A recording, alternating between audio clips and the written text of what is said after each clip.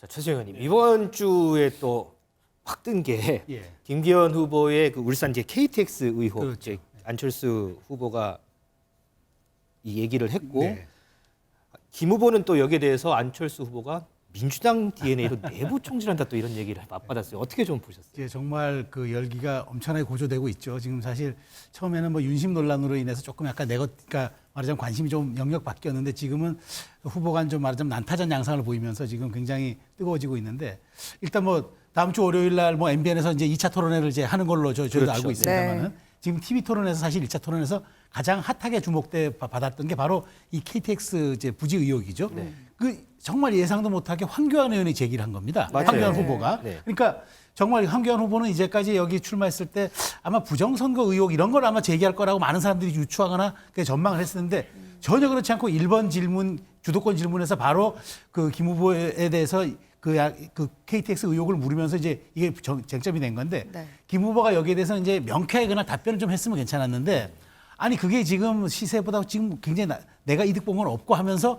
그냥 싸게 사가면 되겠다 이렇게 해명을 하다 보니까 해명이 이제 좀 약간 부실했다 이런 거죠. 그래서 이제 2차 공방전이 연설에서 벌어진 건데 네.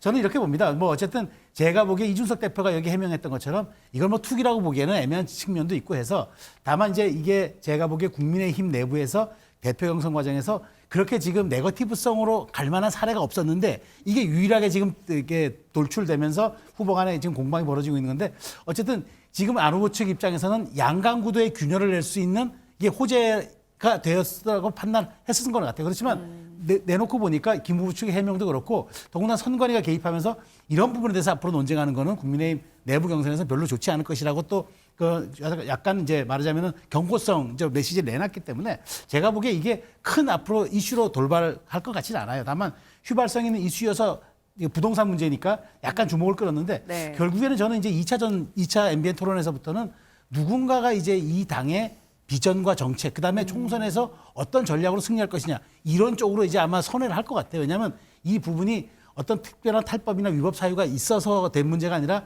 황 후보가 제대로 해명하라고 의혹 제기의 수준이었기 때문에 이 부분은 지금 김 후보 캠프에서 상당 부분 그 설명을 내놨더라고요.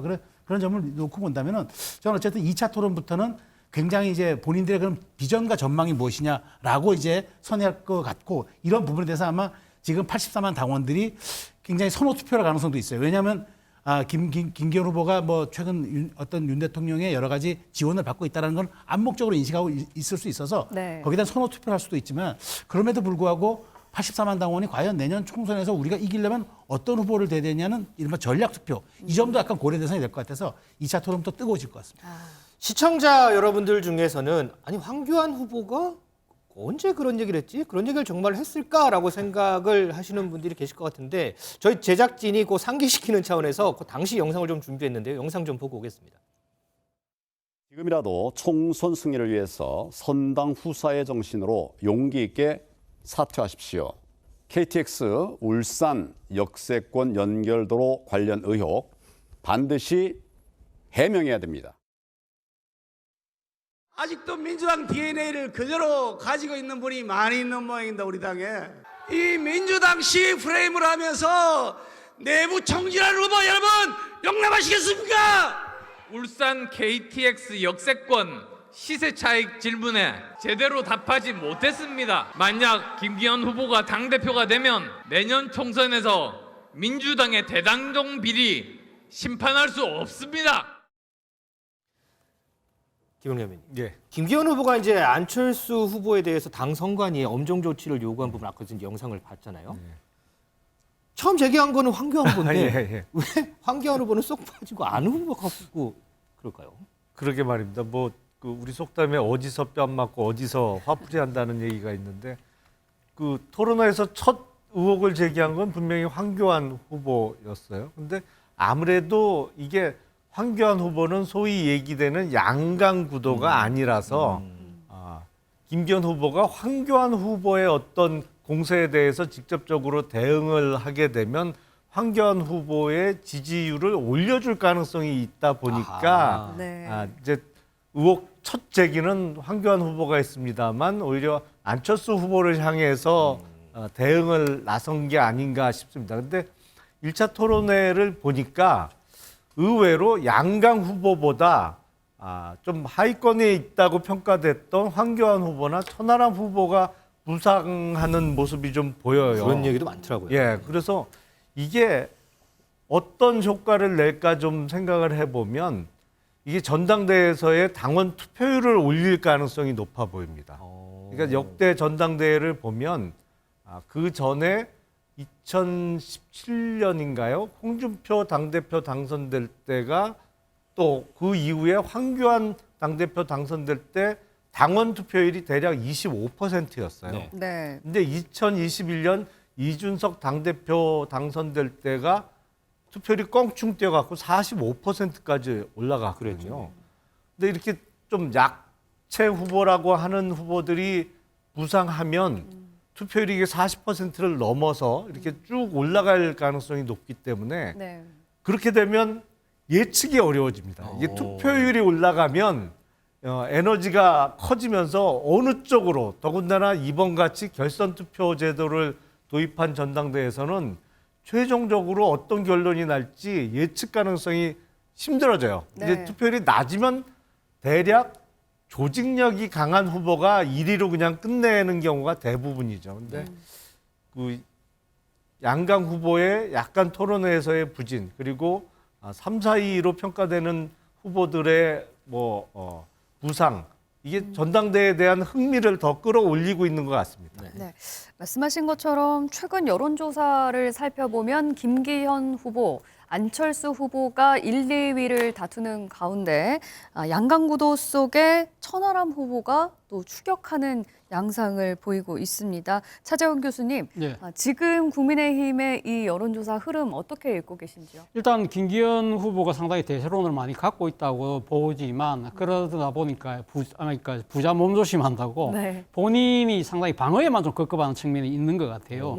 그리고 또 지금 2위 후보인 안철수 후보는 자신의 아젠다를 제시하기보다는 네. 1위 공격에만 이야기하다 보니까 상위권 후보 둘이가 일종의 난타전을 벌이고 있는 것이죠. 그래서 아까 열기가 뜨겁다고 말씀하시는데 제가 생각했을 때는 열기가 뜨겁다기보다는 모양새 자체가 상당히 좀 이전 투구 모양새이기 때문에 네. 상당히 좀 보기가 좀 안쓰러울 정도 상황이기 때문에 네. 아무래도 지금 후발 주자인 3위, 4위를 달리고 있는 천하람 지금 이 한교안 두 후보가 이야기하는 부분들에 대해서 조금 더 시선이 가는 상황인데 그중에서 특히 지금 젊은 패기로 지금 상당히 지금 아주 기세가 오르고 있는 이 천하람 후보 같은 경우는 상당히 좀 주목할 필요가 있지 않나 하는 생각이 들어요. 지금 천하람 후보 같은 경우는 사실은 지난 전당대회 때 이준석 돌풍이 있었지만 이준석 돌풍과 조금 다르다고 생각하는 것 자체가 그때 당시는 이준석 후보는 소위 말해 단독 플레이였잖아요. 네. 이번에는 천하용인이라고 해서 지금 이 최고위원 후보군들하고 같이 지금 이렇게 서클을 형성해서 일종의 이 팀워크를 지금 보이면서 상당히 판세를 약간은 흔들고 있는 모양새이기 때문에 네. 이런 부분들 때문에 아까 김영남 의원 말씀하신 것처럼 젊은 층들의 기대가 커지고 있다. 그렇다고 한다면 천하람 후보의 언더독의 반란 자체가 얼만큼 가느냐. 이러한 부분들이 만약에 지금 이 상당히 결선투표까지 만들어내고 그 결선투표에 진짜 천하람 후보가 올라갈 경우에는 정말 이때는 진짜 그야말로 이 열기가 뜨거워질 수 있을 것 같은데 그 가능성은 상대적으로 좀 약해 보이긴 합니다만 네. 예, 그런 관점에서 보면 재밌을 것 예상하시는 줄 같아요. 알았어요. 네. 그런 관점에서 보면 재밌을 것 그건 같아요. 좀 낫다. 예. 천하람 후보가 최근에 이런 얘기를 했어요. 지금 이준석 전 대표와 굉장히 가까운 사이로 알려져 있는데 이 전 대표를 향해서 도와주는 거는 고맙지만 좀 선을 넘을 때가 있다. 이런 얘기를 했더라고요. 이건 무슨 뜻일까요? 그러니까 지금 천하람 후보가 지금 여기서 가장 지금 경계하고 본인이 또 여기서 선을 그어야 될 게 이준석 아바타예요. 이준석 아바타론에 그 딱 프레임에 갇히는 순간 네. 이준석 대리인밖에 안 되고 네. 본인은 확장력 없는 청년 정치인이 돼버리잖아요. 그러니까 자꾸 인터뷰에서 이렇게 얘기하는 것 같아요. 이준석이 마라탕이라면 나는 짜장면이다. 네. 이준석은 좀 독하고 매운맛이지만 나는 두루두루 다 끌어안는 건 대중적인 짜장면 맛이다. 대중적 맛이다. 이렇게 지금 자꾸 이른바 선을 넘는 그렇지만 네. 또 현실적으로 부정할 수 없는 건 이준석 대표가 자기가 대표 취임 1회 모집됐던 그 당원의 그 말하자면 지원을 또 생각 안 할 수는 없고 그들의 투표를 또 이끌어내야 되는 또 현실적 처지가 있는 상황에서 네. 그렇다고 이준석 바로 대치되는 바로 대입되는 그 평가는 또 본인이 유리하지 못하고 이런 또 경계선을 타기 위해서 이준석 대표와의 전략적인 어떤 그런 관계 설정에 매우 좀 선을 긋는 것 같은데 네. 그럼에도 불구하고 지금 최고위원 청년 최고위원 포함해서 4명 이른바 천하람 그다음에 허은하 그다음에 김용태 그다음에 이제 이기인 이렇게 4명이 한 묶음으로 가고 있다는 사실은 또 사실은 캠페인에서는 드러나고 있기 때문에 천하람 후보가 그럼에도 불구하고 어떻게 이 가운데서 자기의 정치적 색채를 보이면서 이준석 대표가 조금 더 차별성을 보일 수 있는가 이게 관건일 것 같아요. 아마 근데 이 차별성이 매우 미묘한 지점이라 네. 쉽지는 않아 보입니다. 아, 한민수 대변인. 예. 뭐 요즘에 뭐 신경 쓸 게 참 많으시잖아요. 뭐 그럼에도 불구하고 보면 옆당 이제 얘기니까 잘 보실 것 같은데 천하람 후보가 이렇게 약진을 하잖아요. 그러면 누가 제일 타격을 받을까요? 다 알잖아요, 우리. 안철수 후보가 좀 주춤을 하고 있지요. 이거 아까 이제 왜 그러면 김기현 후보는 황교안 후보를 공격받으면서도 안 하느냐? 나중에 이제 결선 생각하겠죠. 여러 가지 이제 연대랄지 이런 생각하고 있는 건데 저는 김기현 후보한테 한 말씀 드리고 싶은 게 본인 그 울산 KTX 역세권인가요? 의혹 받으면 그거 해명하면 되지. 왜 거기다가 또 민주당을 끌어들입니까? 뭐 민주당 DNA가 뭐 어때서? 저기 거기에 또 우리 기분 걱정하지 나쁘실 수 마시고 있겠군요. 네. 저는 뭐 기분 나쁘기보다도요. 뭐 저희들은 뭐 대인배니 근데 그쪽 당 걱정 많이 하시면 좋을 것 같고 네. 저는 이런 생각을 해봅니다. 윤심 논란했다가 탄핵 논란했다가 무슨 뭐 겁먹은 개 뭐 어찌고 해가지고 개 논란 있었잖아요. 이제는 이제 서로가 이제 과거랄지 안철수 후보의 과거, 이제 과거에 제기됐던 의혹들, 네. 과거사를 놓고 난타전을 벌이고 있는데요. 다른 당에 있습니다만은 이게 저는 전당대회 이후까지도 상당히 후유증이 클 것 같아요. 크게 남을 것 같고 그 면에서는 사실 민주당에서 보기에 남일 같아 보이진 않을 것 같아요. 뭐 그런 말씀 워낙 드리면 그 전당대회 경선에서 치열하게 다투다가 그 후유증이 또 남을 수 있다. 지금 이 부분 걱정하시는 거잖아요. 걱정을 하는 거죠. 왜냐하면 여야 모두 정상적으로 정당들이 경쟁을 해야 되고 건전해야 되는데 한쪽 당이 내부적으로 너무 이렇게 다툼을 하게 되면은 국회 내에서도 제대로 된 입법 활동도 못하는 경우가 많거든요. 그러니까 건전하게 되는 게 맞고 이제 MBN 월요일 날 저는 MBN 토론에 되게 주목해서 보려고 하는데요. 천하람 후보 어떤 경쟁력 더 보여주거나 1차 때 잘했다고 평가 있던데 그런 부분들이 판세에 좀 영향을 줄 것 같습니다. 네. 김영남 의원님, 저는 좀 그게 궁금해요. 조금 전에 천하람 후보가 약진을 하면 안철수 후보가 가장 타격을 받을 것이다라고 예측을 하셨는데 자, 지금 보면 김기현 후보가 조금 전에 저희가 여론조사를 봤지만 이게 전주보다 한 2.5%포인트 좀 떨어진 수치더라고요. 근데 지금 보면 나경원 전 의원하고 김나연대 맺었죠. 조경태 의원하고 김조연대 맺었죠. 이럼에도 불구하고 이렇게 빠지는 이유는 뭐라고 분석을 하세요? 김기현 후보의 최대 강점은 조직력이죠. 왜냐하면 지금 현역 국회의원, 당협위원장 뭐 제일 많이 확보하고 있다고 말해도 뭐 다른 사실과는 뭐 부합하니까요. 근데 최대 약점은 뭐냐? 그 강한 조직력이 본인의 힘으로 만든 거냐?